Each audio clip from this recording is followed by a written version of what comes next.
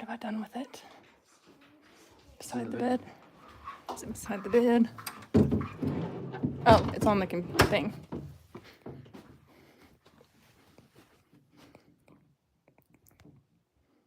Oh my goodness. Hi guys.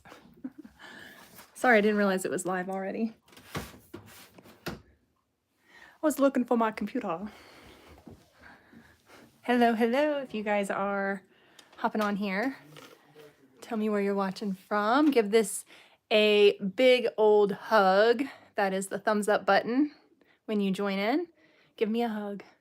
Thumbs up lets me know that you're here. I need to figure out how to set up this telephonic communicator. How you guys been doing this week?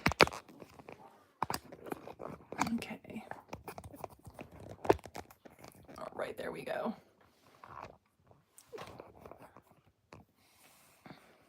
Ta-da! Sorry, I'm running a little bit late. I had to run into town and grab the family some pizza. They wanted some pizza to celebrate Aaron's retirement today. So I went and grabbed everybody pizza and grabbed myself a rotisserie chicken because we had a huge roast dinner last night and we used all the leftovers from the roast we turned into a stoop, like a soup stew, and I had leftover broth from making the roast, so that went into the soup as well. All the roasted vegetables went in there that were left over, and the kids had a really good soup. I just chopped up the meat really teeny tiny and threw in some bacon I had left over from the green beans in it, threw some green beans in it, corn.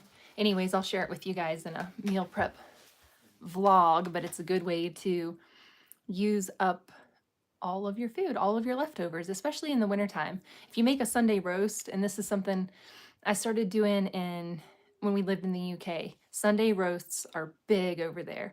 So you make your big Sunday roast, your chicken or whatever it is. We had all sorts of things for Sunday roast. We also had Sunday night family night dinners over there with our friends, and we would have big meals and have all of our friends there. So anyways, on Sundays, I'm trying to get back in the swing of making a roast. So then we can use the meat and the leftovers, all the drippings and everything in a soup the next day or two. So we're using everything up, which we always use everything up, but stretching all the food. Is my husband Goat Days? Is that a person on YouTube? From Middle Georgia. Hi Kendra. Hi, Mrs. Sailors. Kay Miller. Lynn the Okie. Thank you, Miss Sailors 86 on his retirement. Yes. Goat Days, no. He's not Goat Days on here. Let me see if I can pull up his YouTube channel because he's going to be starting it eventually. He already has a YouTube channel, but he's got to do some work on it. I'm not sure if it is The Quest on YouTube or if it's still El Chupacabro or if it's Aaron Rao, which it could be any of those three. I should ask him, but he hasn't dove into his content creation on all of that. He was waiting until the day he retired to dive into things next. So we'll see what's in store, what he's going to end up doing. The Quest. There he is. There he is, The Quest. Yeah, you guys can go ahead and click on him and give him a subscribe if you want to and follow his journey. Should be interesting for sure. The Quest, The Quest. Okay, so this is what we have going on this evening. Casey from Boots and Bounty Homestead talked me into getting some dollar store oven mitts and folding them in half and sewing pot holders, like pot handle holders for my cast iron skillets, because I had some silicone ones, and the problem with the silicone ones is, well, you get grease spatter and stuff when you're cooking, so the handle slides right off of your pan. or the grippy thing does. So it's just too dangerous. I can't grip very well. So I'm always using rags, and you know, if you grab something with a rag and you're doing it multiple times, one of those times you're gonna miss a spot on your hand with the rag and you're gonna burn yourself. So I've got lots of burns and scars. So she said, I didn't want to buy all the material, all the batting. I didn't want to have to buy everything and then do it because that would have cost me like 20 bucks. So you go to the dollar store and you get you some pot holders. This is a 2-pack for $1. What are they charging at the dollar store now? $1.25. And I've got my sewing machine out because I've been doing some sewing this week. And we're just going to fold them in half and sew them around 2 edges. And then this end slides over your pot handle, and then it already has a hanger on it. So it took out half the work and most of the cost all at once. And so I'm going to do that tonight with you guys on here. The reason why I have out my sewing machine is because, oh, this is my huge bag of receiving blankets. And all of my baby receiving blankets. And you know, you don't really use them very much when you have babies. I mean, you use them a little bit, spit up or whatever, but you end up with like all these nice flannel receiving blankets. So what I do is I save them from all the babies, and as we need, I will take one of these blankets, divide it into thirds, and then divide it into thirds both ways, 3 by 3, cut it, and then we sew. And this is like my messed up piece. This is a piece that I'm just using for scrap, but we just sew our little cloth napkins. And then at dinner time, we use these little flannel cloth, thin little napkins at dinner time. And you just throw them in the wash and you save on your paper towels. So that's what I've been working on today. And I'll probably do, I've done 1 blanket today. It doesn't take me very long, but that's all I had time for. So what I'll do is I'll just chip away at it. I'll do another blanket in the next day or 2, but I don't want to do all of them because if we have a stack this big, they get lost or thrown away, or just they don't make it through being reused. People just toss them. So, and that's fine for some things. Like, it's nice because we do toss them for a lot of stuff, but when we just use them for dinner, and we're not cleaning up any like terrible yucky messes, just using them at mealtime, you can reuse them so many times. So we just throw them in the wash, and that saves us money on using paper towels, and then we can use paper towels for all the other stuff. So Lynn the Okie, I don't have any moderators. And I was supposed to get on a call with Casey from Boots and Bounty Homestead, and it's been really busy the last couple days. And so I kept missing when we were supposed to do it because, well, we never really scheduled it. I was like, yeah, I'll get back to you. And it didn't happen. So hopefully she's around on here. I needed to talk to her about my settings on here. And then, yeah, probably get Aaron at some point to do some moderating. He can probably moderate a little bit now. I'm not sure how. Let me see if we can.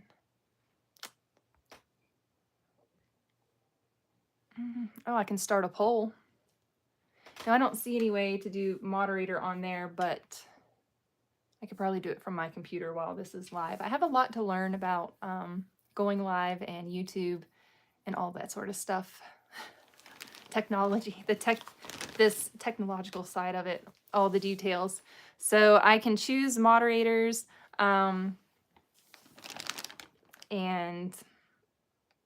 I can also change the chat so that the chat is slow, but I don't have thousands and thousands of people joining us and commenting, so I don't need to slow down the chat.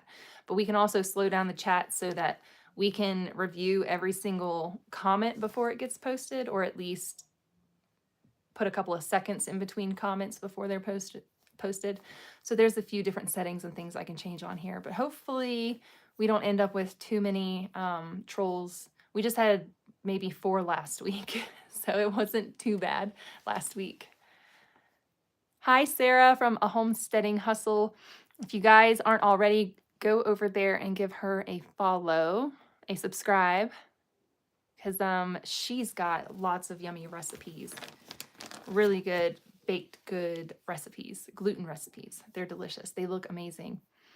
I want to try your challah recipe, and I think I'm going to make that. I wonder if I can make it gluten-free. Anyways, I'm going to try both ways. I'm going to make it for the kids, and then I might make one for myself. Oh, you're welcome. I remember when I first, well, for like the first 6 years, so even still now, um, I occasionally I'll catch where somebody's mentioned my channel on different things, but it's very rare. And certainly channels that are bigger than me rarely ever mention my channel. I know that this Mama's House, she mentions my channel from time to time, but for the most part, when you're a new YouTuber, you know, people aren't like shouting out your name and trying to help you grow or anything like that. But I want to help as many small YouTubers grow as I can. And I keep thinking about doing a collaboration. But I'm joining other collaborations, and that seems to be working well because I'm not sure I'm organized enough up here to organize a collaboration at this season in life. But maybe one day I will get all of that going. But I love to join collaborations with other channels, and especially smaller channels, because I was there before and I rarely ever got asked to be collaborated with or mentioned. So it helps a lot, especially when you have such valuable content as you do, Sarah. So I love your channel, and I love all the recipes. They look really amazing. The cinnamon rolls, oh my goodness. You guys need a holiday cinnamon roll recipe. Go check out her recipe over there. Yes, it is. I think you use that for your cinnamon rolls too, or no? Oh, okay. Thank you, Lynn. Lynn, thank you. You guys go check out Lynn the Okie. I need to check out your channel too. Um, that is cool. So I can make him a moderator if I go to his channel on the interwebs.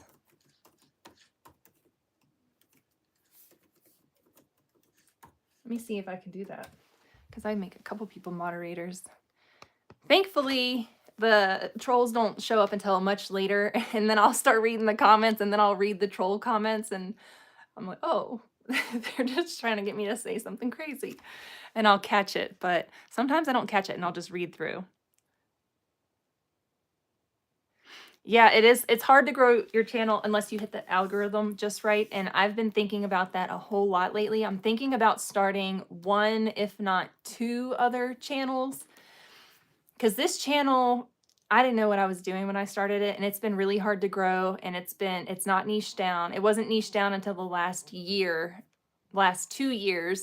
And that's when I experienced my growth. But I still have a whole bunch of old videos that are bogging down my channel. This is y'all's little mini lesson in starting a channel. So if you want to start a YouTube channel, you need to find your niche and niche it down, and then niche it down again, and then niche it down again. And I like, my niche is like everything, because I love all the things. So I couldn't narrow my focus. I love birth. I love motherhood. I love cooking, nourishing foods, diet, lifestyle, being healthy, all that kind of stuff. Like, that's my jam. But how do you narrow that down into one niche down channel? So I had kind of everything all over the board. And now I've been told by Tabitha at This Mama's House and a couple of other YouTubers that are like, you should just start a new channel. Just start a new channel. Because if you start a new channel and you have your niche down, for instance, if I start a channel and it's based on sourdough bread baking or sourdough foods, or if I started a channel on farmhouse lifestyle, I mean, with it, that's like an umbrella. Or the homesteading niche is really getting watered down. We started our homesteading journey, was it almost 12 years ago when we lived in the UK. We moved out to the country. We were living in the city. We moved out to the country. We lived on a river and had tons of fruit trees, elderberry bushes. We had a garden allotment that had chickens, and we really made the most amazing experience out of it until a tree fell on our house and we had to move on base. But we started that a long time ago, and I kind of wanted a homesteading channel when we were here, and that's what I was doing for a little while, and then it kind of turned into foods made from scratch or like cooking channel. But I have too much stuff going on my channel, and it confuses the algorithm. So you have to niche down. So I've been thinking about starting a new channel, and there's two ways I want to go. I kind of want to share my experience with autoimmune issues and trying to heal myself and put things into remission, keep things into remission, and talk about that and how I'm doing that and what I'm doing. And I don't want to do that on this channel because it would confuse the algorithm. I also want to just start a whole new channel about recipes, like individual videos with recipes, just made from scratch, whatever. Made from scratch gluten stuff, gluten-free stuff, or the gluten stuff that I make for my family, or whatever. Just made from scratch everything. But individual recipes. Let me know what y'all think about this. So that channel would be based on sort of, not necessarily like, it would be local sourced foods, how we, well, I kind of do that already on this channel. I don't know.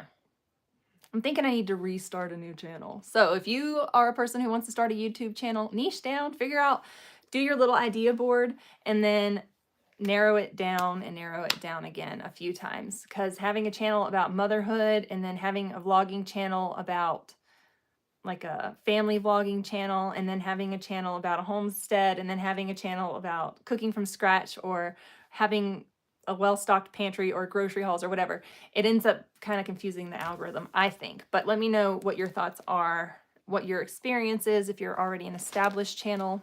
How has that worked for you? Because I've been struggling for years. Like I said, I didn't experience growth until the last 2 years when I started focusing on pantry, stocking your pantry, grocery hauls, meal prep. And then that's where I've been, but my channel still isn't growing very much. I experienced a big growth, and then it's kind of like slowly growing. So I'm wondering if I should just and start over fresh and clean with a recipe-based cooking channel. You are too, Sarah? Yeah, it's hard to niche down.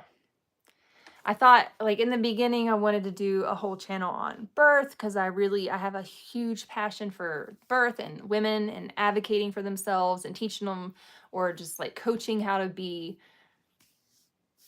I don't know, take charge of your birth and seek medical help and attention and all of that as needed, when needed, but also birthing your own child at the same time and taking charge of your birth, being a part of it, being empowered and all of that. And informing women about birth, because I think so many of us grow up not knowing, like, birth is terrifying, but to empower women that it doesn't have to be scary. It can be easy. It can be not as painful if you have the right mindset, if you have the right training, if you've trained your body physically for this endeavor.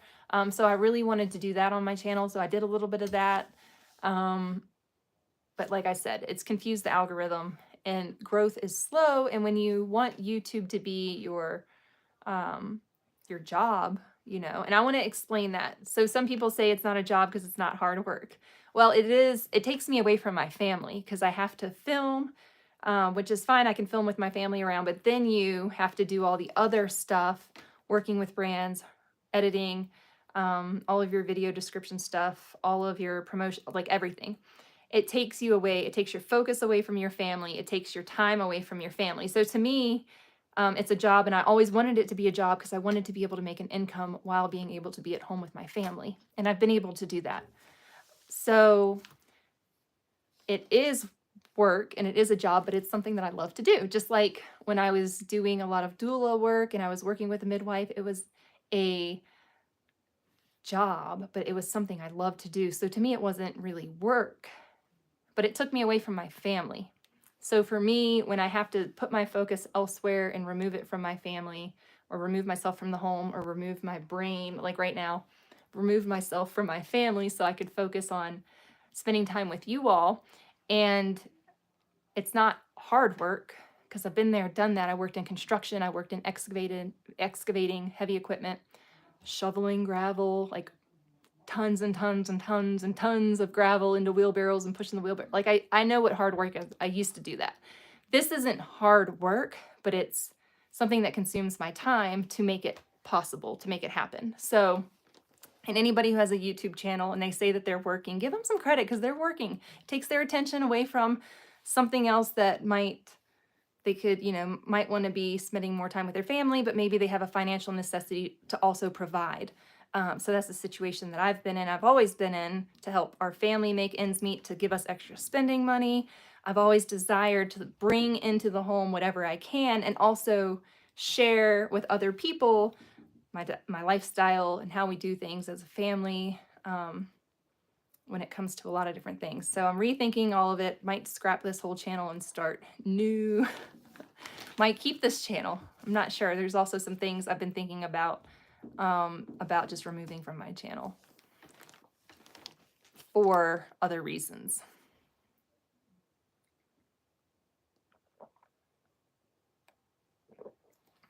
I want to tell you guys, this is the most delicious tea blend ever. And someone asked me in one of my videos why I was using fabric tea bags. I have the metal tea balls and stuff too.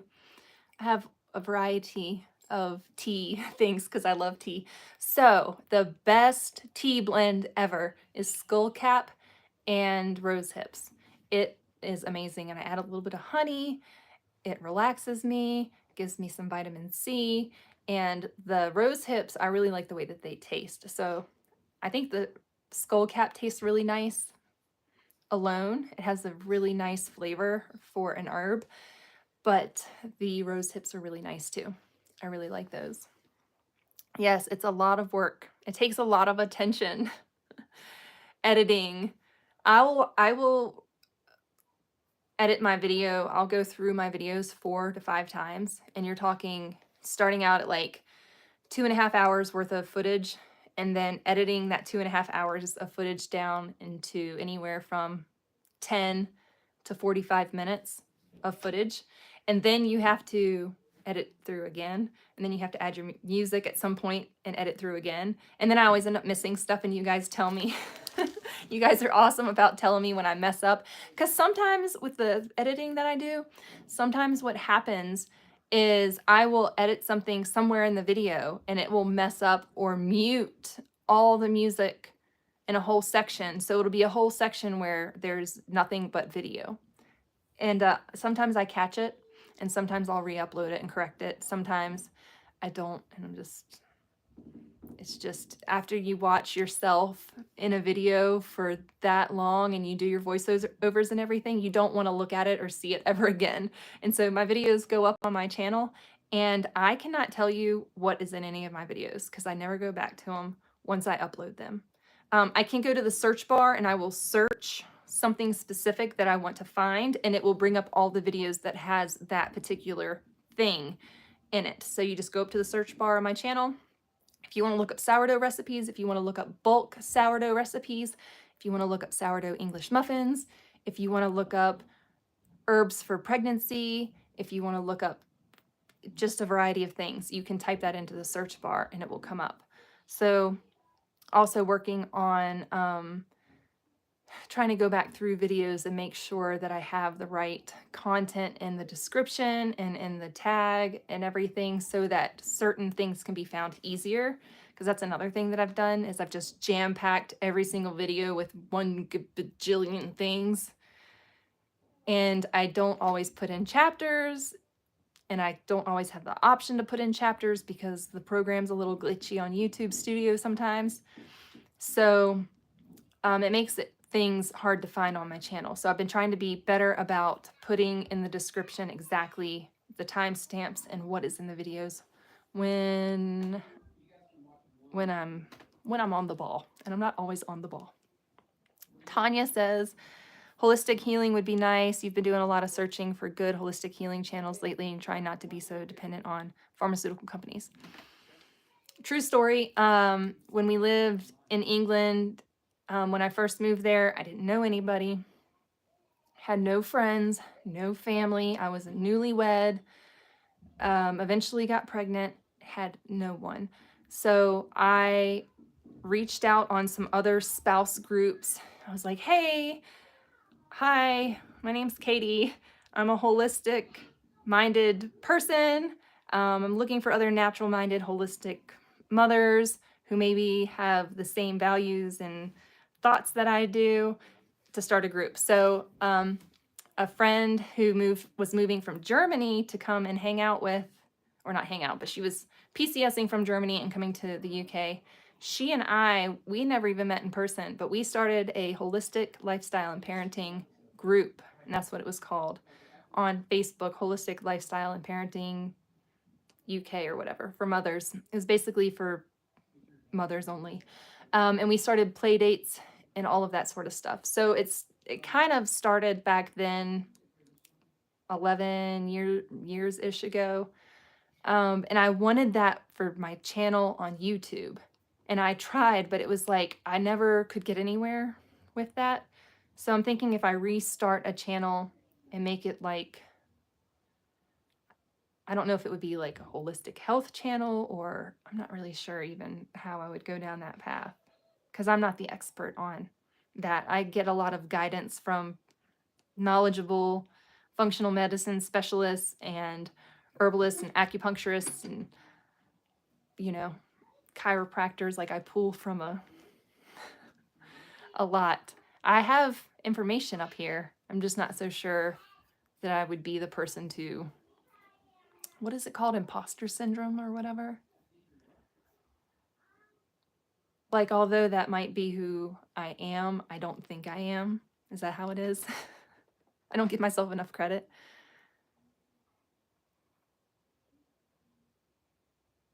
Ooh, Roselle hibiscus. Oh, hibiscus is such a delicious tea too.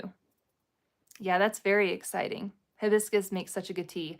And my dad has I'm not sure if it's a Roselle hibiscus specifically, but he has some that he grows on his property in Virginia, and they are beautiful. And then my cousin Heidi, she gave me a bag of hibiscus tea one time, and it was just my favorite. It's so good.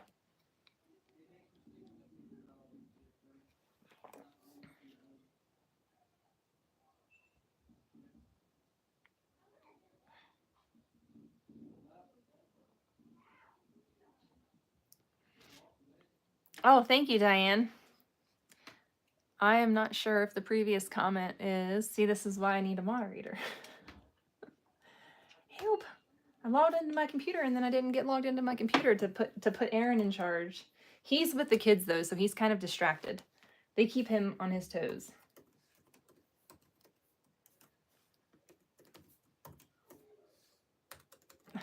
Yeah, I'm trying to type in my password. I keep messing up.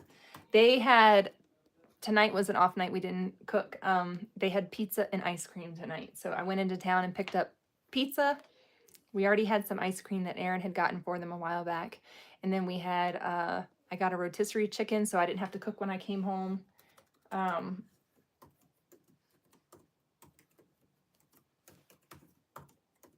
So they've had their pizza and ice cream, and now they're settled down. Sounds like they're listening or watching Andy Griffith. I'm not sure though. They've been big into Little House on the Prairie and Andy Griffith, which is really funny because it's actually really funny. Both shows.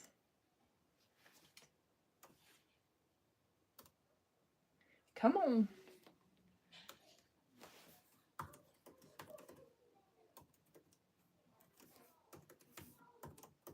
I'm not doing my password correctly. There we go. All right, so then if I go to Aaron's channel, and that's the quest.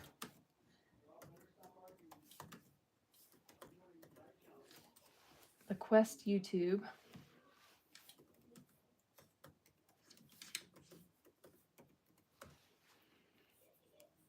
Oh, you know what? It doesn't just come up in Google. But you guys, if you're looking for Aaron's channel, it's called The Quest. At least that's what it was on here. Why isn't it popping up? The Quest channel. I'm going to try to make a moderator. So, Lynn, the Okie, told me how to make somebody a moderator. Sailors, Miss Sailors.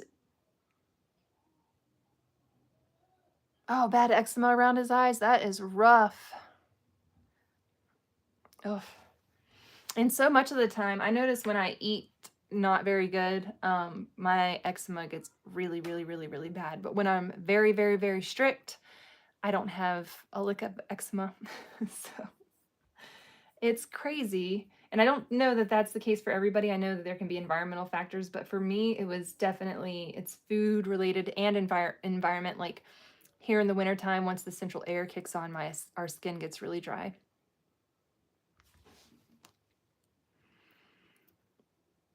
Hi, Shell. I'm so glad that it's been helpful.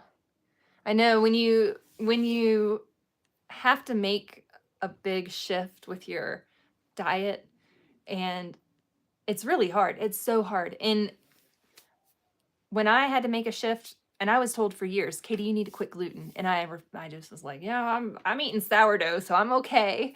And no, it wasn't okay. It caught up with me, and eventually I developed even worse issues. So when I had to make the switch to gluten-free, it was I just ate like super, super basic, but then I got stuck in that really basic rut of eating the same things over and over and over again and getting kind of depressed about it and frustrated and not knowing what to do and just feeling like no matter what I eat outside of those foods, I was going to experience pain and discomfort and symptoms, right? You get flares.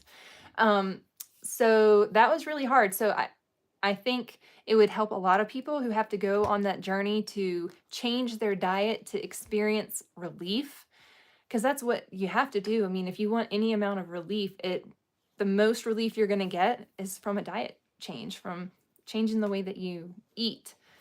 Uh, I just know that from my own personal experience and from Erin's experience, and then from how some of our kids and their experiences with diet and certain health things, symptoms. Oh, Crohn's is rough. But yeah, we get in like this rut of these are my safe foods. This is what I can eat and be safe. And we stay in our little safety bubble of, I think I was eating ground meat, like ground beef, ground venison, whatever, or stewed steaks or stewed cuts of meat, whatever, with salt and rice and meat broth or bone broth, and then a handful of vegetables and a handful of fruits that I was eating. And like that was my diet for a long time. And then I cut out rice. And then occasionally I'll experiment and eat something with gluten in it. And that's never a good idea. Or I'll experiment and have some rice again. Or I'll experiment and I'll eat the gluten-free cookies that I made yesterday. And it is my reminder that I'm not supposed to do that and that I need to stay on a strict diet, because when I eat off my diet, I almost instantly, like within hours, within 24 hours at the latest, I have pain again and I have inflammation or my hands are cracking and bleeding or whatever. So, and then when you have to quit multiple things like quitting gluten, quitting dairy, cutting out like all the sugar, whatever, cutting out all simple carbs or certain carbs, whatever. It is hard, and we all need a little bit more encouragement and some easy suggestions, some easy ideas, affordable ideas. I mean, I think one of the toughest things was that I faced was thinking that I had to have certain gluten-free products or whatever, when really, and it's expensive because I mean, buying produce at the store and buying whole foods at the store, it's very expensive. The alternatives are less expensive, but come with a list of ingredients that can make you feel worse. So it's challenging to be able to afford to eat. But one thing I have found, when you eat a meat-based diet, or if you go carnivore, if you go keto carnivore, or whatever it is that you decide to do for yourself to help your health. So for instance, when I was heavy carnivore and not eating much else, that sustained me. So I could eat one meal a day and I was totally sustained for the next 23 hours, whatever it is. And eventually the cravings go away. But in the beginning, your body craves that stuff. Your gut bacteria craves the rice. It craves the gluten-free whatever. It craves the simple processed stuff, or it wants all the things that digest super easily, give you that boost, that energy boost, all that kind of stuff. Your body craves it. But as you get further in the diet, 2, 3 weeks, 4 weeks down the road, you start to feel normal. You start to lose the cravings. You start to realize that, wow, I feel so much better. And then if you test it out and you dip your toes in the water and you try something that hurt you before, it'll be a quick reminder that, oh yeah, that's what it feels like. That's what the pain feels like. That's what the inflammation feels like. That's what all that stuff feels like. And then you go back, go back to your strict diet again, because you have to have some amount of relief. Oh my goodness, just sitting here right now, like, locked up, my bags, my shoulders. It's awful. So it's important for me to be more strict. I haven't been. I ate the gluten-free chocolate chip cookies I made, and I'm paying for it. So lesson learned for a couple more weeks. And then I'll probably do it again because I'm rebellious. I'm sure I'm not the only person who does this, and I'm not perfect. I never said I was. But I can be honest that occasionally I might taste the bread that I make for the kids, or have that bowl of ice cream that I'm not supposed to have. I'll have my cheat days, and they remind me not to do that. But I'm a rebel. It's a rebellion. Yes, Brandy, 100%. It is a rebellion, just because you get so... You see everybody else enjoying life, and it seems like they're enjoying life without any issues, right? And it makes you feel rebellious. Like, why can't I just eat whatever I want to? Or whatever it is. It makes you rebellious. And I think a lot of us that have to go down this path experience that. Oh man, it was so defeating to work my butt off to help my one autoimmune disease, only to be diagnosed with 2 more. It really threw me for a complete... made me mad. Was not good. I'm still a little bitter about it. But it also made me realize that I needed to bite the bullet and get more strict. And that's when I went gluten-free. And I was dairy-free for all of my babies, but I would always sneak it back into my diet, and I still do some days. But I got goat cheese. I love goat cheese. I can eat goat cheese. That satisfies the dairy craving. I can do dairy-free yogurts and things like that to satisfy that kind of craving. And then on my channel, if you have to be dairy-free, gluten-free, I have an amazing cashew cream recipe. Oh my goodness. So the video is cashew cream 3 ways or something like that. So if you look up cashew cream on my channel, it'll show you how to make a savory, and this is like years old. This is way back, but it's a good one because it shows you how to make a creamy, cheesy cashew cream, and that is something that you can use on your pastas. So in the video, I think I put it on zoodles, zucchini noodles, and it's amazing. It's like a savory, creamy cashew. You can put it on your salads, on your, if you wanted like nachos, you can use it kind of, I mean, of course it's not nacho cheese. It's way healthier than that, but it's packed full of flavor. So it's dairy-free, gluten-free. Then you have the sweet cashew cream is also in that video, and that is something you can use to put on top of fruit. You can use it on your pumpkin pies, whatever. It's a sweet cashew cream. I used it in my coffee. I haven't made it in a long time. I'm thinking about bringing it back. And then just a regular cashew cream that's not sweet nor savvy. It's just a neutral. It's the base cashew cream that you can, if you wanted to add roasted red peppers to it and blend it up, like whatever you want to do to it, you can make it whatever you want to. It's just a cashew cream with no sweetness and no savory. So those are really good, especially for the holidays. Cashew cream, it's really good, and it's indulgent. It's yummy. I make it in my Vitamix, but you can use any kind of high-powered blender. Yeah, you just get sick and tired of having to give up so much in life. Food, events, yeah. Yeah, I mean, exactly. And then going to people's houses for the holidays, and when I go places, I always make sure that I take something that's specific to my dietary needs, but also that is enjoyable for the whole crowd. Um, but it's nice when I go places and they have other things there, like if it's a potluck or whatever. It's nice when other people think about or bring things that don't have dairy or wheat in them, because a lot more people these days are intolerant to those food groups. So it's helpful. Um, so if you're a person that can eat those things, maybe, I don't know. There's lots of recipes that don't have gluten or cheese in them, but I always try to make something. I'm not saying like anybody else has to, but that's why I shared the really easy sausage ball recipe, because that's a crowd pleaser. You can also put those in like the barbecue sauce in a slow cooker and do them that way as well. That's really yummy.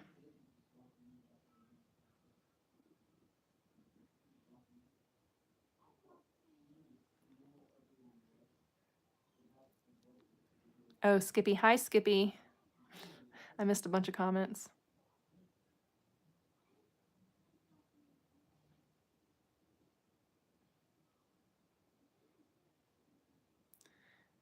It was all the way into his eyelashes. Oh, the eczema. Ouch. Yeah, that's, I mean, and how do you even, when your eyes are, that tissue around your eyes is so sensitive. Yeah. Eczema is a dietary problem. Cheese, smoked foods, and chocolate. Yes, and wheat. Gluten. Bad, bad stuff.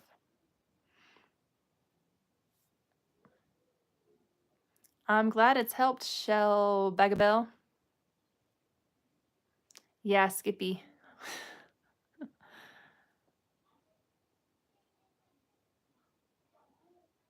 Have I tried sheep's milk or cheese? I think I have. Which type of cheese is it that's made out of sheep's milk? Isn't there like a specific type? It has a name, right? So if you tell me the name, I can tell you. Um, but yes, and goat's milk has a smaller protein than cow's milk. So the cow's milk protein is huge, and it's really hard for us to digest and for babies to digest. And doctors will say that it does not get into mother's milk, but it absolutely, something does.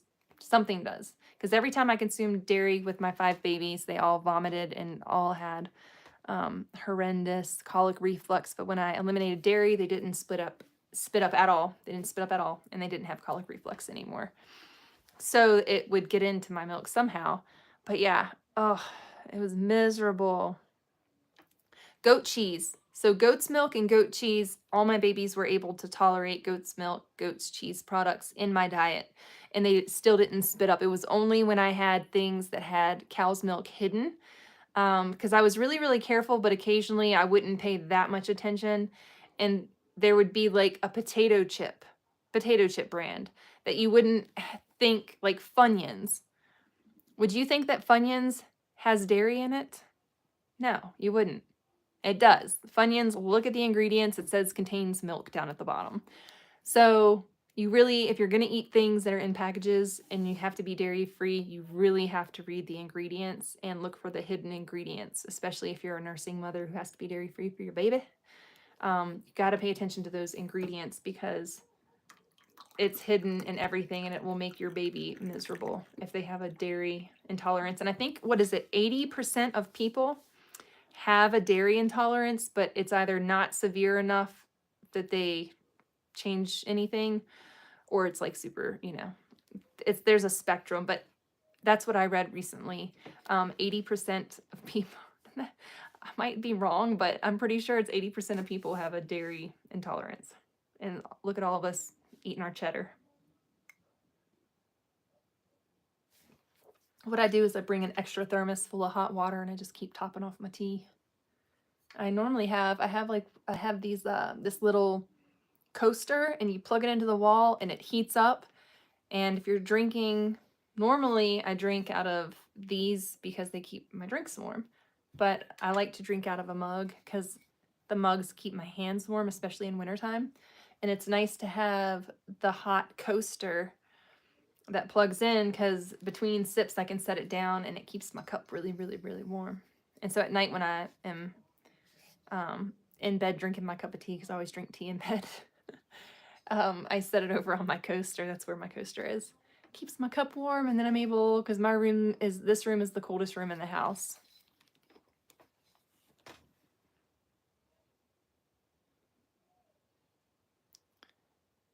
Manchango?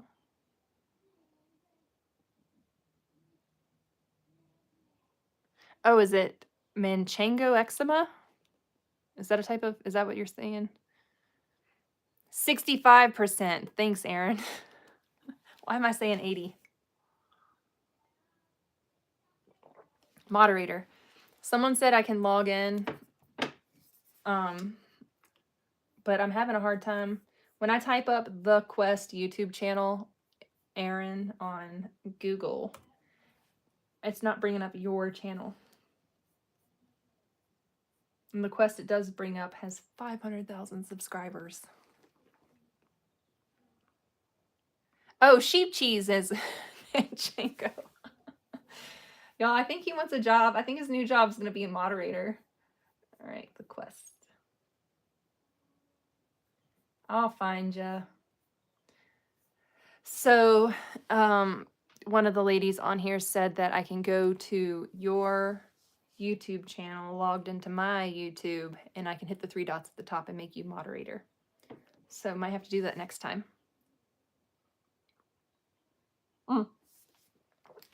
Thank you. Manchango. I don't think I've ever had that, but I was in the cheese, like the specialty cheeses section last time I was in the store, and I was just checking out all the different cheeses. I do know that I saw a sheep on one of them. I just don't remember the type of cheese it was, because I always, have to check if it's got a little goat on it. I mean, you can read it too, and it'll say goat cheese, but I always look for the little goat.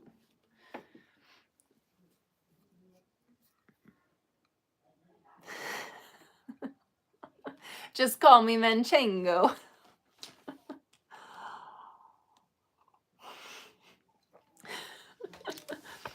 Manchango the Googler.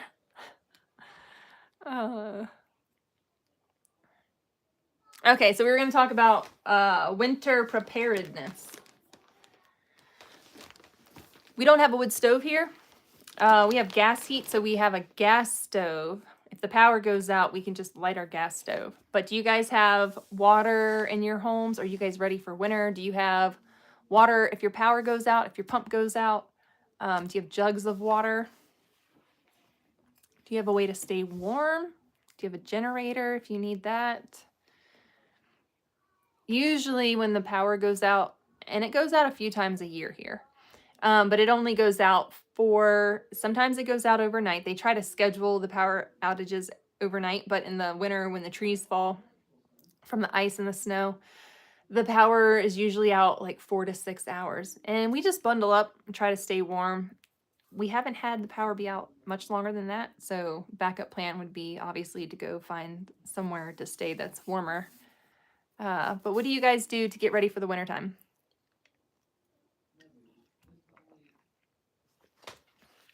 What are some things that you keep in your car for wintertime? This is my Relight, Redmond's Real Salt Relight drink.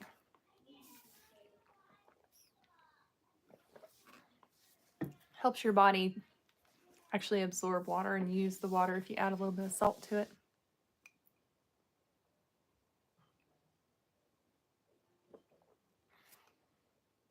Sheep cheese. My friends down the road have sheep, but they don't milk their sheep yet. I wonder if that's a plan in the future for them. I'll have to ask my friend. What are you doing with all those sheep? You have a fireplace, kerosene heater, propane stove. Do they still sell kerosene heaters?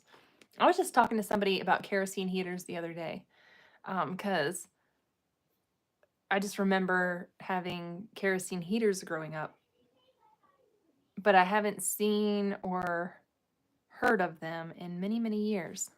So, do they still sell those? 100 gallons of water. I need to get some more water. We don't have quite that much. I should get like a rain barrel and have some rainwater in a barrel outside. That way we can flush the toilet. We've got lots of drinking water, And if we know that a winter storm is coming, we have extra buckets of water, and we just fill up the buckets of water and keep them in the bathtub. And that's what we use to flush our toilets if we need to. So we always pay attention to the weather, anticipate what is going to be happening, and try to plan accordingly for that. So we'll gather up our flashlights and our candles, and we have all those. They're kind of scattered around the house at the moment, but we usually know when there's going to be some kind of storm coming, so we try to have everything prepared in advance. You just bought yours last year? I think we need to get a propane heater because our gas stove, it's not the most reliable gas stove. So we should probably get a backup source of heat.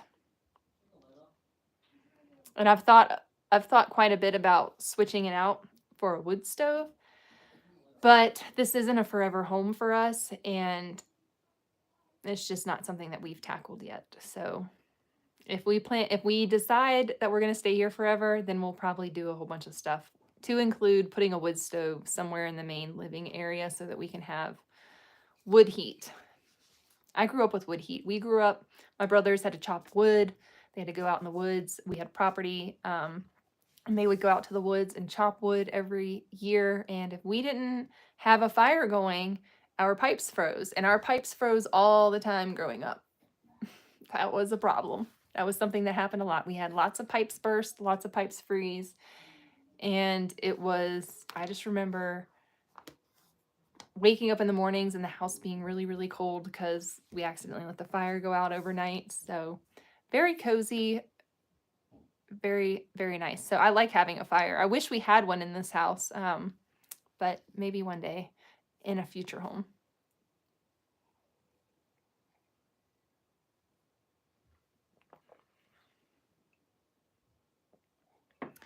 You live on base in the desert? We're in the high desert. So we're in the Pacific Northwest, but we're like not Pacific so much because we're high desert out here.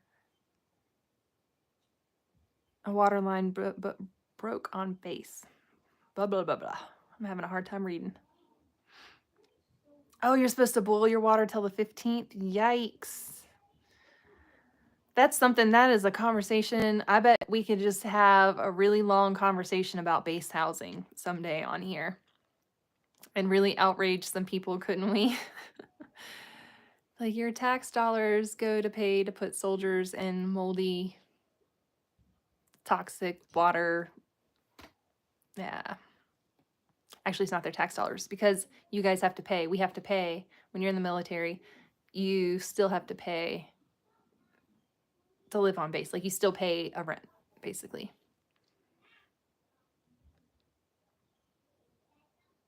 You keep water, have a wood stove, and a generator, and you lost power for 3 days. Oh my goodness. We have a generator. Probably need to get some fuel. Thank you, Selena. Oh, it's amazing. It needs to be dealt with. It needs a good wash and all that kind of stuff, but it's been so nice. I could probably go multiple days without brushing it and not getting tangles. That's how awesome it is. When my hair was long, it matted up constantly. And every time I took it down, every time I had to brush it, had me in tears nearly because it was so time consuming. And as soon as I would brush it, I would like sweep my hair back, and within a few minutes it would be knotted up again. So I had to keep it in a braid, but even a braid, all the like flyaways and wispies and underneath would mat up. It was just a nightmare. So if you have long hair, you can cut it and donate it and be free. So the reason why I grow my hair out long to begin with is to donate it. I really wanted to accomplish growing my hair down to my buttocks, and I accomplished that. And then she cut off 6 inches. She agreed to cut off 6 inches, which I shouldn't have let that much go. In retrospect, I could have donated a lot more this time. But she cut off 6 inches because I just needed some weight gone. And that was like 4 months ago. And then I went back and I messaged her. I was like, you have to cut my hair. You have to. I can't do this anymore. And she said she was shocked and surprised that I got back in touch with her and said, like, I'm ready to do it, just do it. She thought I was going to keep my long hair, but she tried to convince me to. I wasn't about that life, though. It needed to go. Just too much work. Too much time, too much work, too much effort. And plus, the wintertime, washing your hair when you have that much hair and it's that thick and there's so much of it, taking a shower, and I have cold intolerance, so when I get cold, I get like, I have a hard time warming them back up. And so taking a shower and having all that wet hair was misery in the wintertime, even though blow drying it, like I would blow dry it, but that takes forever. And when I blow dry it, I have to brush it so many times and blow dry it and brush it so many times and back and forth until it's dry. It's exhausting. So I am so glad to have short hair. Hi, Sharon. How are you doing?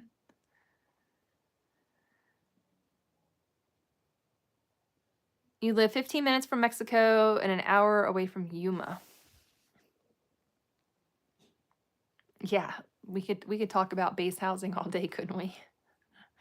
We had pretty decent base housing. We had really old base housing when we moved on base.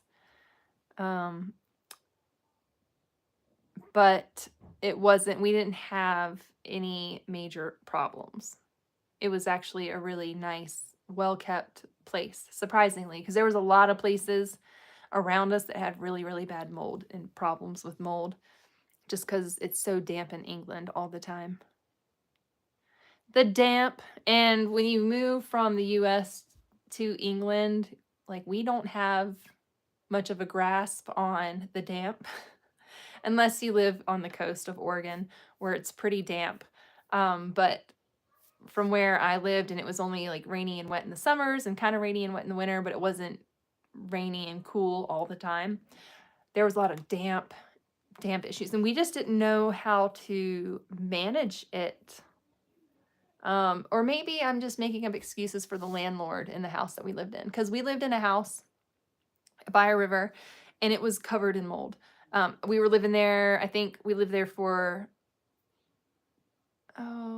a year, and we started noticing mold. Well, because we moved in and we had our furniture in there, and then I went to clean under the furniture, moved it out, and I guess I had it too close to the wall or something, but there was like mold everywhere.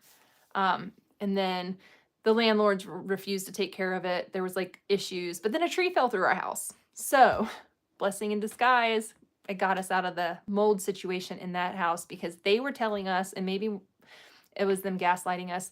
They told us it was our fault that we had mold. I asked them when we first moved, when we were looking at the house, I specifically asked the landlord if the house had any kind of mold issues, moisture issues, anything. I was in environmental remediation. I had questions about some stuff around the windows. It wasn't mold, but it looked like they had like scraped and repainted or something. It looks like they had done some kind of remediation. So I was sure to ask. I was like, look, if there's mold here, it's going to be a problem. And after a year, we found mold. But they told us it was our fault because we didn't know how to live in an English home, in an English villa. We don't know how to live in an English villa. So it was our fault that but I think that the house had always had mold, and they just, between every tenant, they probably just covered it up or remediated it, and then it got moldy again. She was a lawyer. So yeah, that was the situation there. But like I said, the tree fell on the house, and we were able to leave at that point, which was only a couple months after we found the mold. But that wasn't even base housing. That was on the economy. And then we moved into nice old base housing that didn't have any issues.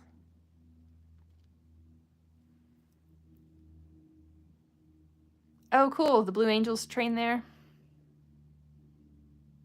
The gas bill was 400 quid a month.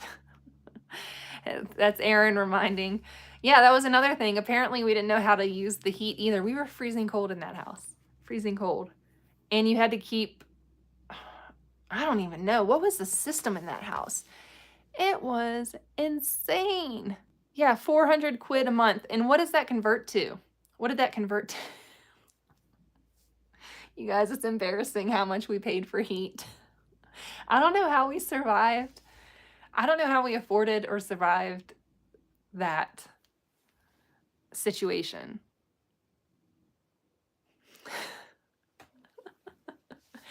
That's Aaron saying that our gas bill was 400 quid a month, $400 a month, UK dollars.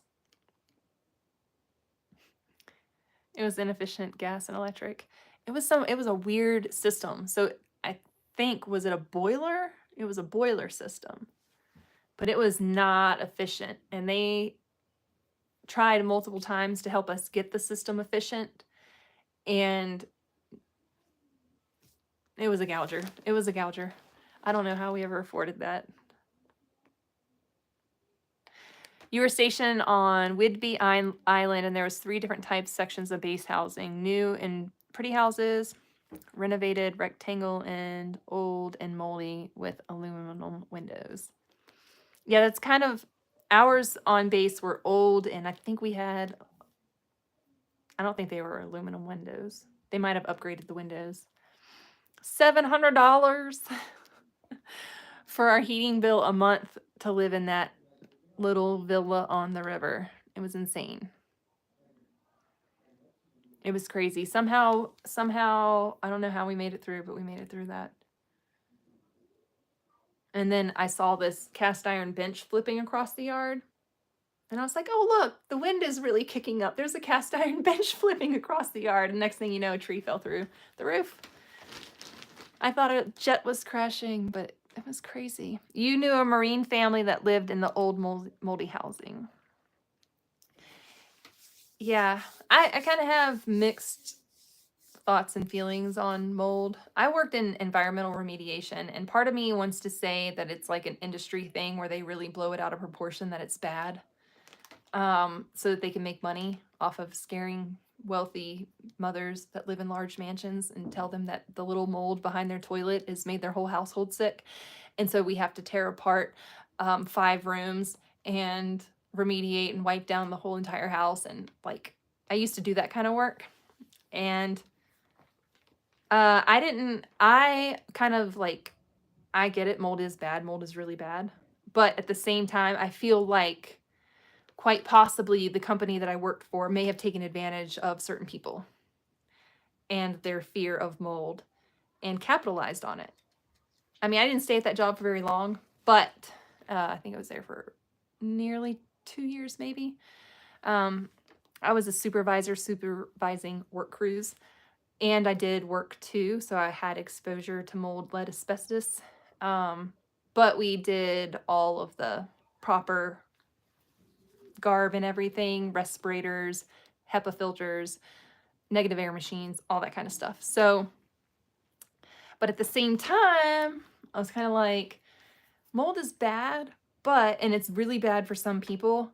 Even after working in mold and all of the toxins and everything that I was exposed to all of that time, I had an organic acids test, I believe, to check my body for mold toxicity and all that kind of stuff. And I didn't have any issues. I mean, I had a few things wrong, but nothing that had to do with any type of exposures to gnarly molds. And we were in some moldy places. We used to go into attics and crawl spaces.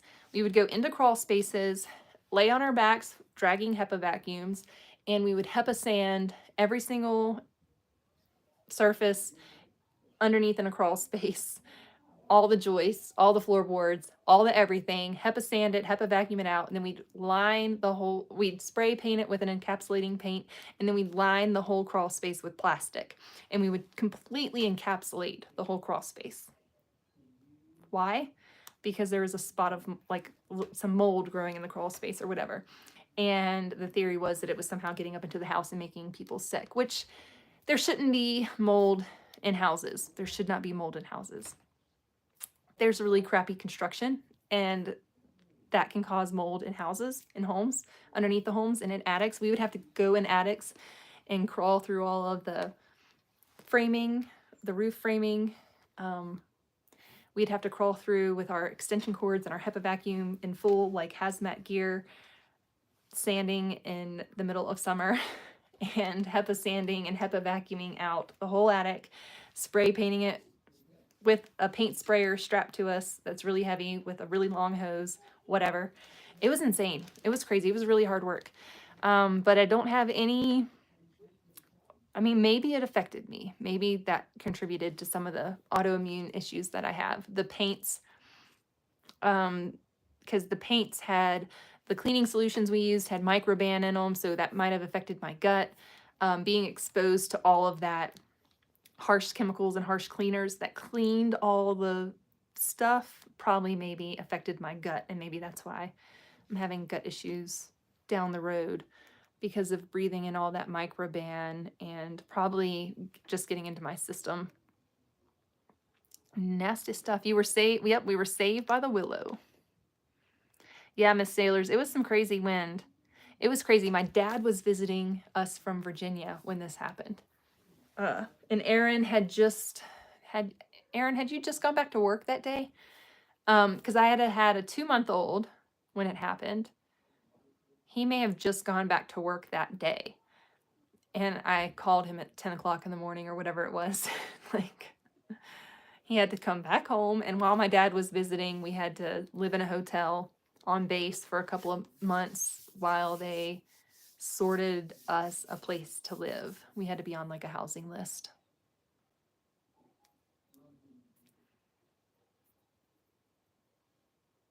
Oh my goodness, you guys, how do we get rid of these people? All right. Well,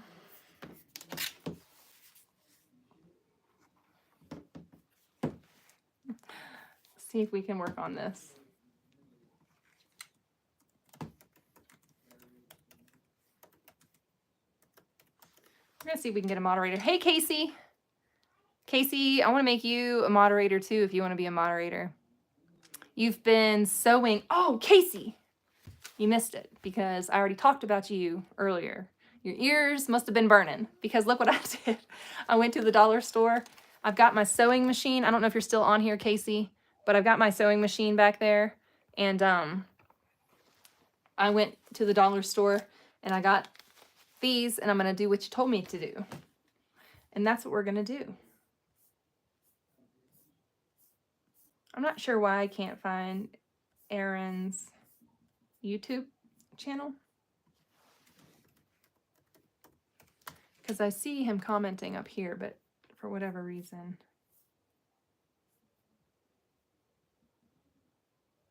There's an Aaron Rao class of 2025 point guard. Aaron was a point guard in high school. Basketball. Yeah, but I cannot bring up his YouTube channel. Let's see here.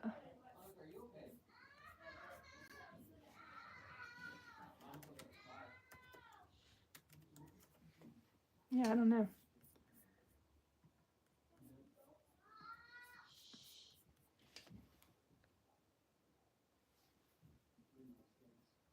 Oh, thank you, Sharon. I'm still learning how to do these lives, but I'm going to get it figured out. Me and Casey are going to talk about this, and she's going to set me straight. Isn't that right, Casey? From Boots and Bounty Homestead. Hey, have you guys seen the Game Meat collaboration on my channel? I have it on my community page. If you scroll down, there's a whole, if you're looking for some other channels that are similar, go to that collaboration, and there is somebody putting out a new recipe, and you can substitute game meat. You can substitute beef or whatever you have, whatever kind of meat you have for the recipes on or in that collaboration. But if you're looking for some other like-minded channels, check that out. One of my last videos, my Saturday upload, was the game meat recipe video. So if you guys go to that video, then you can look at the playlist in the video's description, and that will show you all the channels, and then you can just go through and click and subscribe to each one, or you can watch their videos. It would be really awesome, and it would help them out and bless all of them. and you'd get some new content showing up in your feed. It's like a 5-year-old got a hold of mommy's phone. I know, I was like, ooh, I'm trying to figure out how to get on my computer here's the thing. I don't use my computer for very much channel related at all. I do almost everything on my phone because I'm just busy running around the house, so I don't access or do much on my phone. Aaron said, why don't we get you a camera and you can film with your camera, and then you save your phone and you can use your phone for whatever else. And I just can't wrap my brain around it. That means I have to do more work on the computer and edit on the computer, and I'm not there yet. Not there yet. I'm still stuck in the nursing mom stuck in a chair editing on a phone because I can't have a computer with a wiggly baby. I'm still stuck in that frame of mind. I need to start using a computer and editing on start using a camera and editing on my computer. I think that would work better. Oh, you watched The Cluttered Mother? Yeah, I watched her video this morning. I sent her an elderberry kit. I might have sent it to her last year. And I've been trying to get her to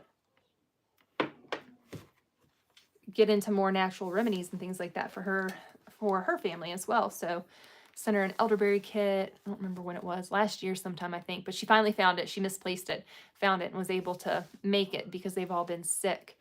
So hopefully I can get her some more elderberries. I have elderberries still, you guys. Back here. Let me show you.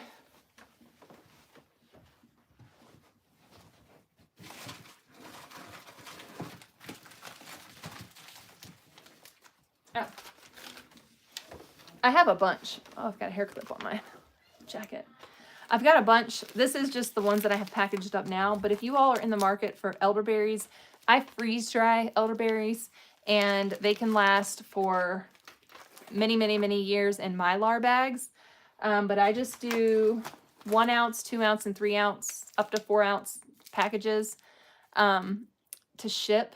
And they are $15 an ounce to ship, up to 4 ounces. Anything more than 4 ounces, I have to add an extra $5 to cover the shipping because shipping is crazy.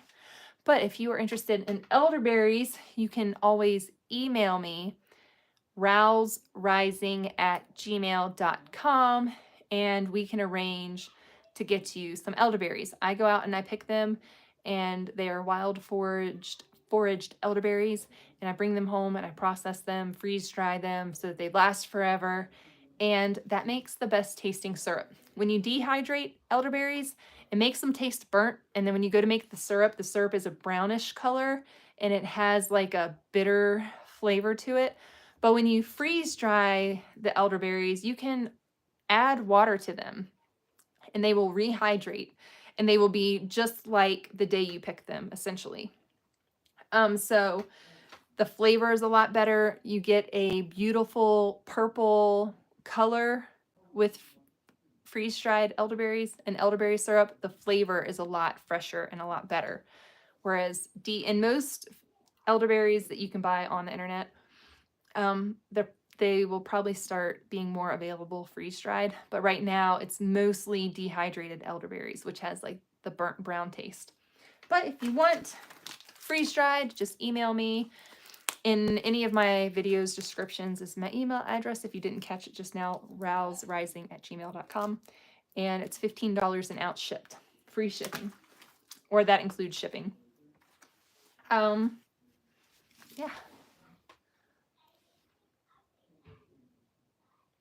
Do I prefer chest or standing freezers? Okay, so with a standing freezer, you really have to have it strategically packed so that things don't fall out on you.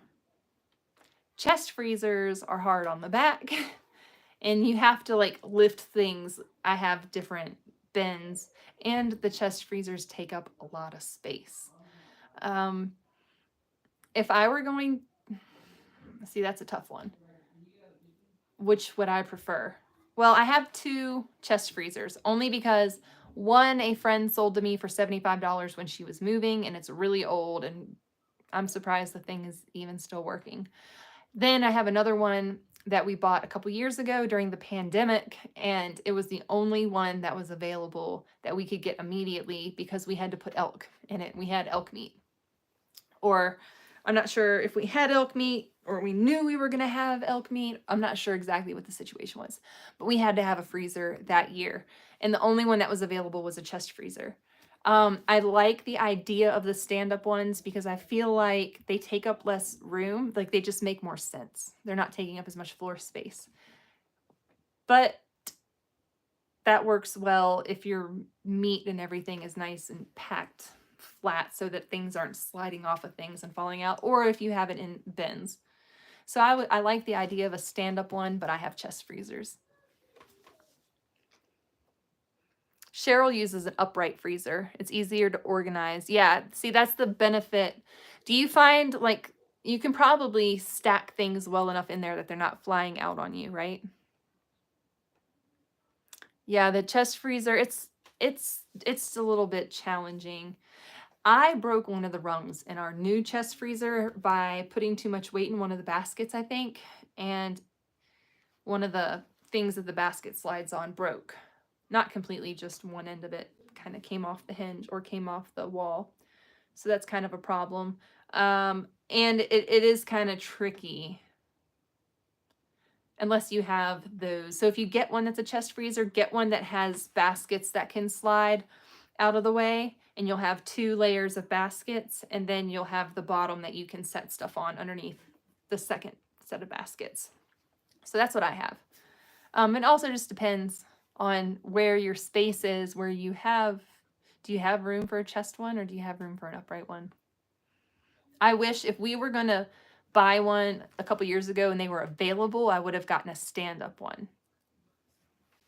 It just so happens that I have 2 big chest ones in there. Yeah, I think you should go with a standing if it's available. I really like those big industrial stand-up freezers with the clear glass fronts. I think, does Jamaril have one on her channel in her new kitchen? I think those are cool. Like the big industrial. If we ever build a house, I'm going to have in my separate pantry room or in my cold, whatever, I'm going to have a stand-up, like industrial sized freezer. I also want like one of those industrial size, like a restaurant. Because I feel like with this many kids and this many people and as much fresh fruit and vegetables and meat that we eat, we're going to need something big time. And we're probably going to live farther away from town. I would stay at home forever if I could. Never go to town. So the more capacity to store food, the better for us. I remember growing up, my mom had a chest freezer, and I swear there was food on the bottom that we never saw for like my whole life that I lived there. So there's a lot of things that I experienced in my childhood that now I'm the opposite to the extreme when it comes to certain things. So like my freezers and stuff, they will never, ever, ever get to how they were. We were only eating like the first foot of food out of our freezer. And it was mostly chicken pot pies or chip beef gravies, microwavable dinners.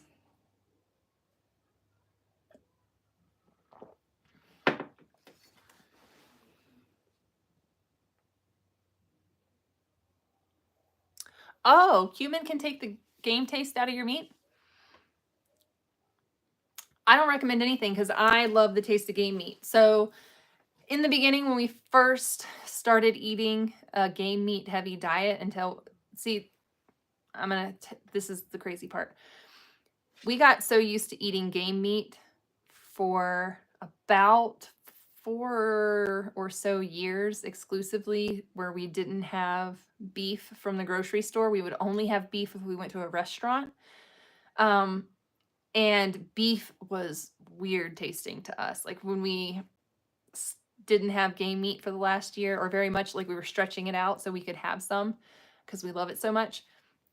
We were buying beef from the grocery store, and both Aaron and I, for the first couple months, every time we'd eat beef, we were just like, ugh, that's a strong beef flavor. And it was weird to us because we got so used to game meat, it does not taste gamey to us.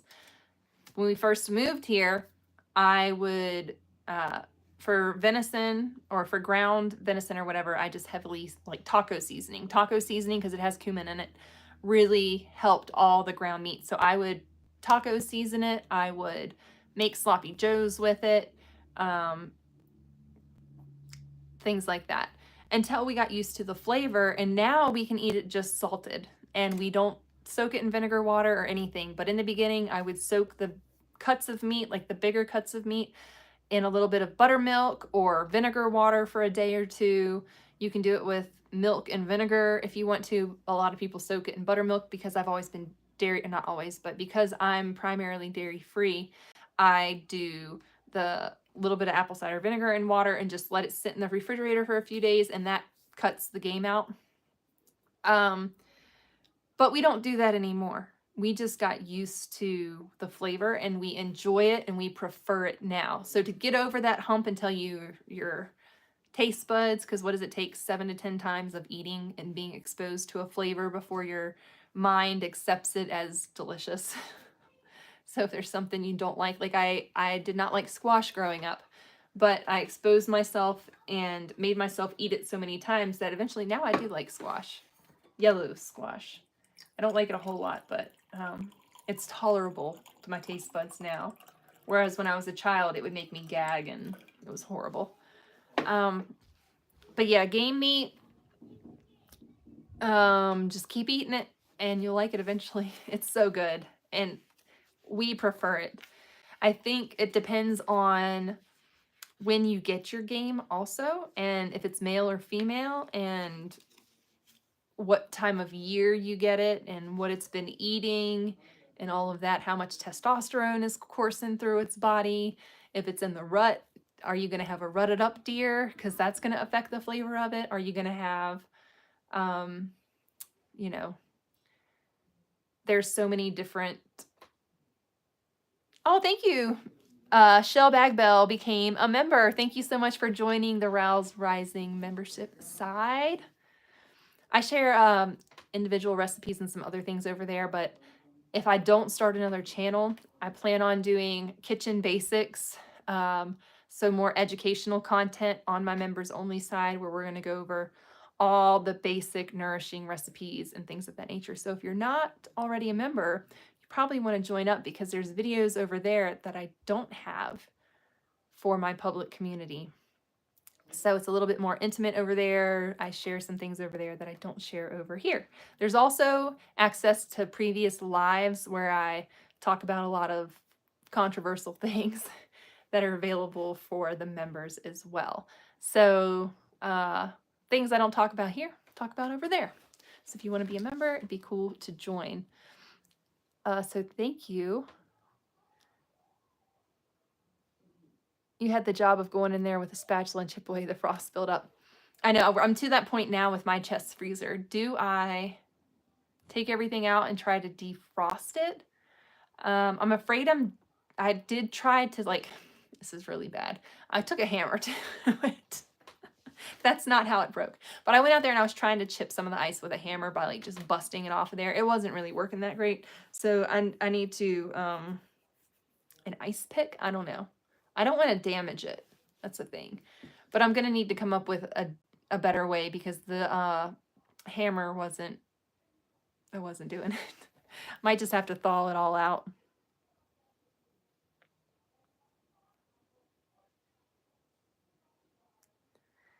Yes, make some taco seasoning.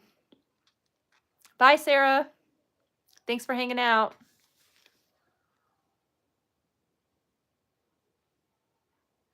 Yeah, being able to see into the freezer. We had to replace our refrigerator recently. They don't make things like they used to.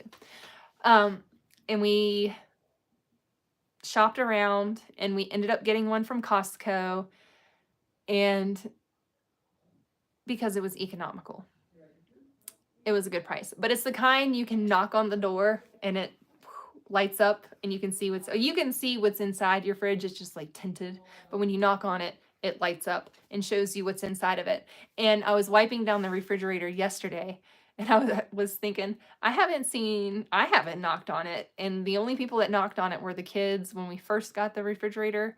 It was a novelty, like, oh look, we can knock on, knock off, turn the light on, turn the light off, but nobody's messed with it since. So it was definitely like a novelty thing to be able to see what's in the fridge.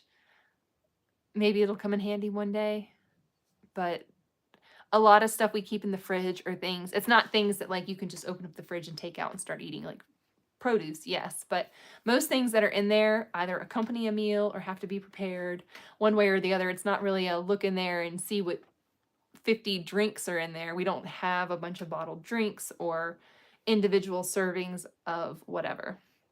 So for us, it's not really a practical refrigerator door. But I do like the way those big fancy stainless steel ones with the clear glass doors look. Especially if you have all the neatly packaged, butcher paper wrapped meats. I think that would look really cool.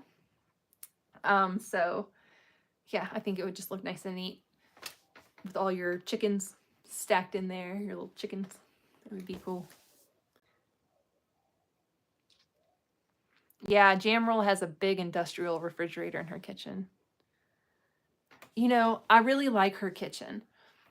The trap I fall into with a kitchen that size and with that much counter space is, oh my goodness, I would just pile things up everywhere. I pile things up all day. I mean, my kitchen's a disaster. It's clean. I walk in there, it's clean before I get my first cup of coffee. And then from then on, it's like just an explosion. And if there's an open space on the counter, I'm putting something there because I'm busy and I'm moving around and I'm doing all this stuff. And before you know it, every single surface in my kitchen has something on it. Every single surface in my house is covered with stuff. And I love her kitchen, but I feel like with that many sinks and with that much countertop space, I would never be able to stay on top of keeping it tidy and clean. What do y'all think? Definitely an awesome kitchen, though. Dream kitchen for sure. She did a good job on that.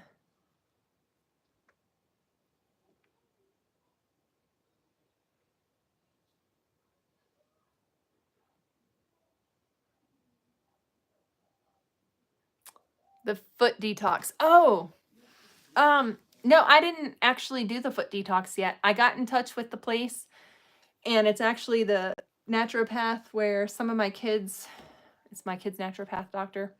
But full circle here. The lady that we're going to get some beef from and that does the Azure drop and all of that, she's a nutritionist at the same office, and she does all of the parasite cleanses and all of that stuff. And then I think there's another lady there. I don't know if it's the same one that does ionic foot baths.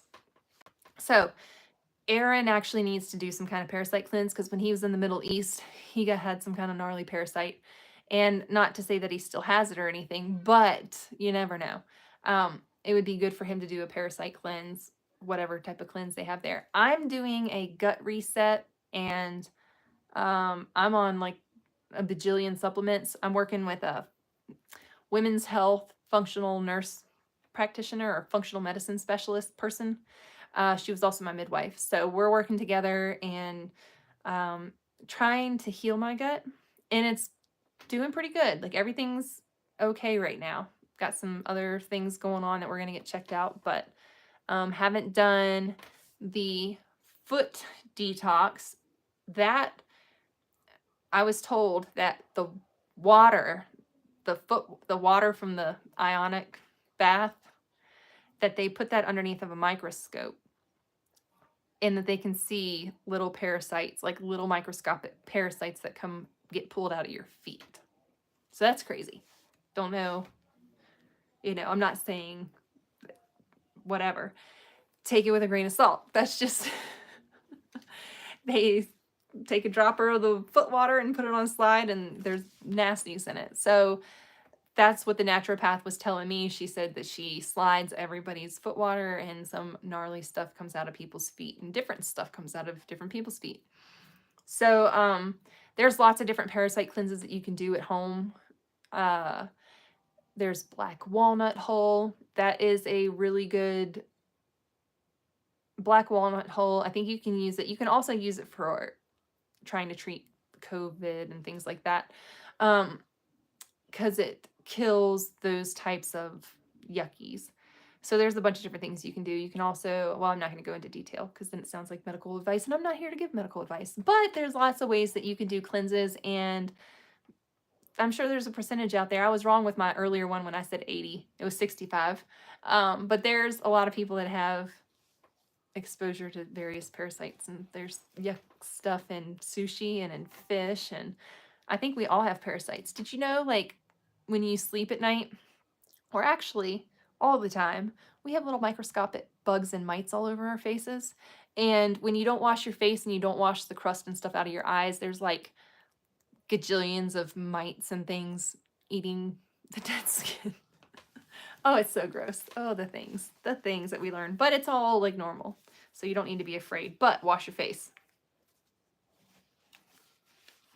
Wash your face in the morning.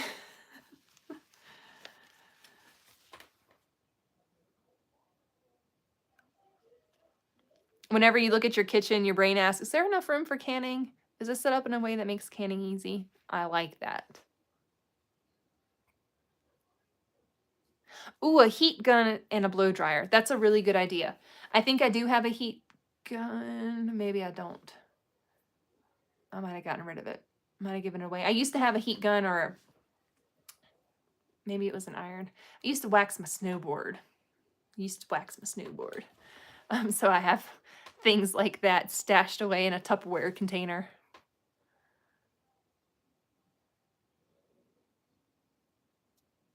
Oh, you have a galley kitchen? I had a galley kitchen at our little villa when we lived in England. It was just, I had like a little countertop space. Let me think if I can remember this. Where was the stove in that place? I can't remember, but I just had like one thing up against a wall with a window, like one countertop space. It was pretty small. It was also the room that the heater was in that cost $700 a month to heat the house, the freezing cold, damp house.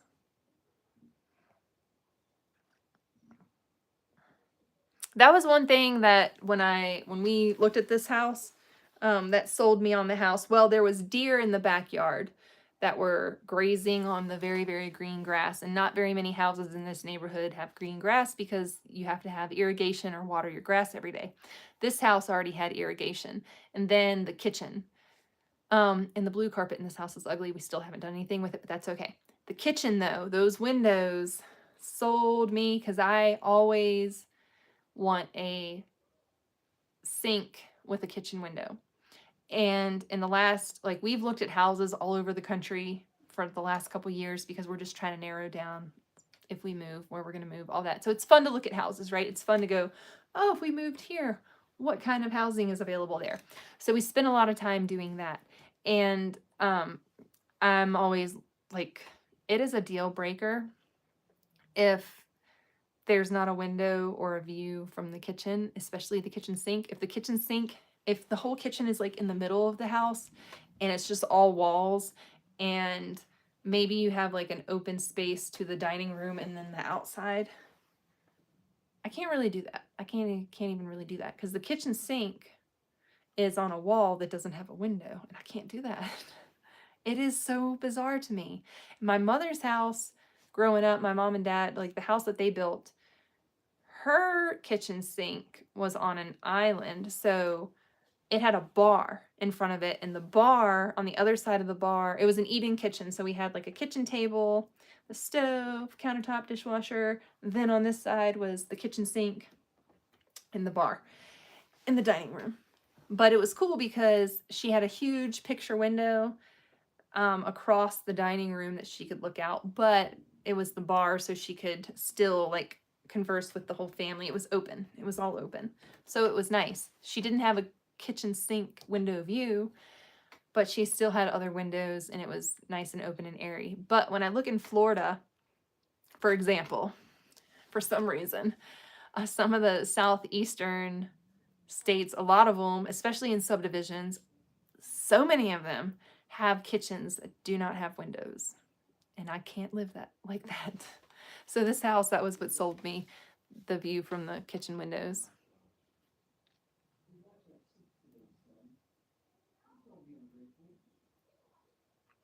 Yeah, and if you guys watch Cluttered Mother, she's canned a ton of stuff, the whole bunch of stuff, and she does a lot of canning outside at her little homestead. But she has no room. Now she's got her outdoor or her kitchen building that they built. But she's canned a ton of stuff, and her kitchen counter space is very small. And it's even smaller if she has her sink open. But when she's prepping stuff for her family, she just has very, very little counter space in her little camper. But the food and the meals that she puts out and the way she feeds her family and everything that she's doing, for all of her babies is impressive. She's doing a lot. So humble small kitchens are still productive, wonderful kitchens, and I've had my fair share. We had a really small galley kitchen in Barry St. Edmunds when we lived there. It was very small, so small, in fact, that you couldn't get the refrigerator door open if the door to the kitchen was open. So you had to shut the kitchen door to open up the refrigerator door and the oven. So you had to have the door either all the way open or all the way shut to be able to put the oven down, because the door was here and the oven was here. And it was just one little strip. But there was a window in that very tiny townhome. It was a terraced house, but it was very, very, very tiny, very narrow. The terraced house was very narrow, 3 stories tall, but very narrow. And so the kitchen was very, very small and humble.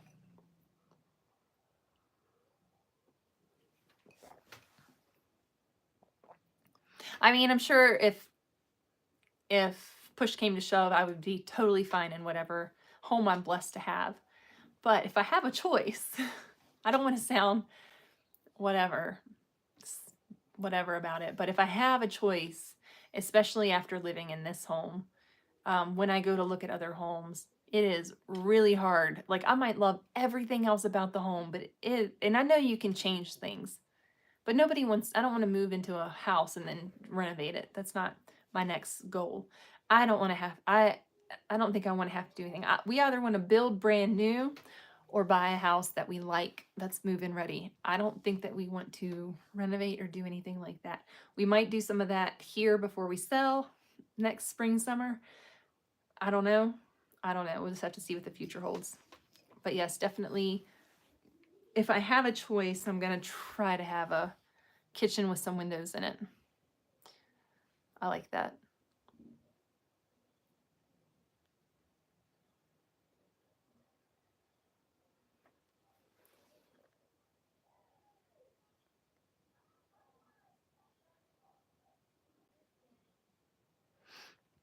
Yeah, I ran out of time on the foot detox. I mean, not ran out of time. I didn't make it a priority because we've been so busy. Especially like with the kids homeschool, having 5 kids homeschooled and Aaron home full time and him starting school and all that stuff. I made my haircut a priority because I was going crazy. But other than that, I just haven't taken the time or the funds, because it is an out-of-pocket expense. That is something that you have to pay for, the foot detox. And I don't know how much it costs. I didn't inquire about the cost of it. I just inquired about, can I come and do the foot parasite cleanse and film it? And then she got back to me and said, yes, you can film it. And then nothing ever came of it. So I'm terrible about following up on things like that. But if I do, I'm definitely going to share it with you guys because it's interesting and I want to see in the microscope what happens. I've definitely want Aaron to try something like that. So we're going to see, and it will definitely document some of it and share because it's fascinating. I also wonder, is the ionic machine, is there stuff growing in the thing that does the ionic stuff? I don't know. So I don't know if that's putting out weird stuff in people's foot water or if it's actually pulling things out of people. They say it's pulling things out of people. So yeah, good stuff. All right, you guys, I think I'm going to log off of here. We didn't talk a whole lot about winter preparedness. I mean, just make sure, I just wanted it to basically be kind of a reminder to think about, do you have water? Do you have a way to flush your toilets if the power goes out? Do you have a way to cook some food? Even if you can get like a little camp stove or one of those, if you go to like an outdoor store, you can get those little, I'm having brain lapse. You can get those little, not Bunsen burners, you can get those too, but you can get the little propane stoves. And so what it is, it's like a little mini, oh, I had yarn stuck to my tea. You can get the little mini propane tanks, and then you just screw on top this little thing, and it can hold a pot and boil your water.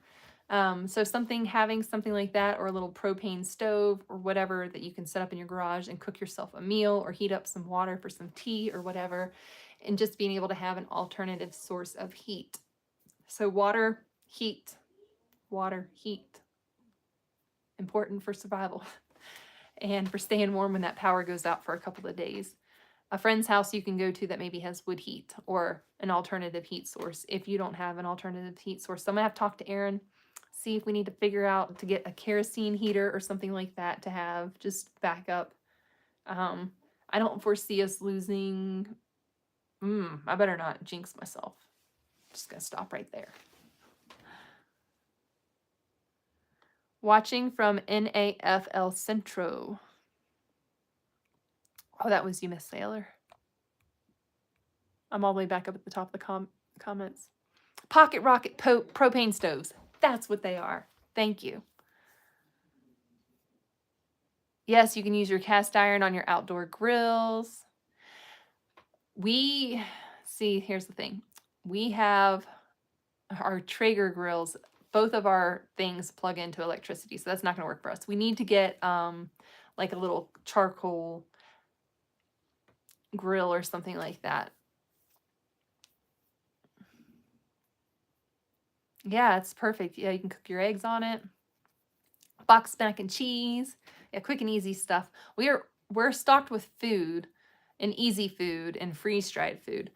Not so much stocked on heat. So I got to figure that out. We had a guy come out last year and check our gas stove. And then with the gas stove, if we don't have electricity, it just means you can't light it with a pilot, so we have to use a lighter. But for some reason, it takes a long time to light. A real long time. And I know that it takes a while the first time because you're moving gas through the line or moving air through the line, possibly. But it takes like a ridiculous amount of time. And sometimes I just can't get it lit. So the guy came out after a lot of effort. He got it lit. And then I was like, okay, so it does light. But it just takes patience and time. And it's an old gas stove. So anywho, yeah, I hear the kids getting ready for bed, so I'm gonna go put my family to sleep, and I had fun hanging out with you guys tonight on this live. Let me know either on the live post on my community page, if you guys are watching this, what kind of topics do you guys want to talk about in live? Do you just like talking about whatever? Do you want to talk about current events? Do you have questions? Are there things you want me to cover that I've briefly mentioned in other videos? As far as Aaron's retirement, he is going back to school full-time. And so he's a retired veteran, and there's VA programs for him that help him accomplish that financially. So he's not going back to any kind of full-time work at this time. We're just going to kind of get into the groove of full-time family life, full-time student life with him and the kids in school. And then I'm just everybody's cheerleader.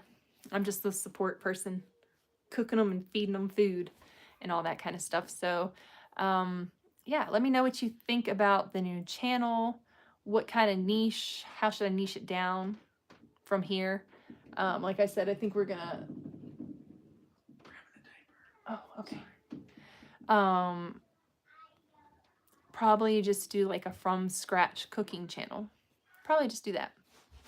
And just share individual recipes on there. And it's all going to be much like this channel. On this channel, I share like, I don't share so many recipes as I do like meal prep inspiration. So a future channel would be recipe specific, from scratch recipes, gluten-free recipes, autoimmune diet recipes. I just haven't figured out how to niche it, how to name it. That's all brainstorming process right now. Aaron pulled up the AI app that you can type a bunch of stuff into and it spits out a bunch of stuff. Wasn't a huge fan of the answers. Interesting answers. Definitely, it's good for the brainstorming. So if you want to use like an artificial intelligence app to brainstorm, it'll spit out a bunch of stuff that you never even would have thought of, but then you can pull your ideas from those and come up with something. So I'm kind of in that process. We have a good time with it. But thank you guys so much for hanging out with me tonight, and I'll see you in the next video. I don't know what's coming out next, but I'll see you all in the next video. Thanks so much for hanging out with me tonight, and have a wonderful week. Bye.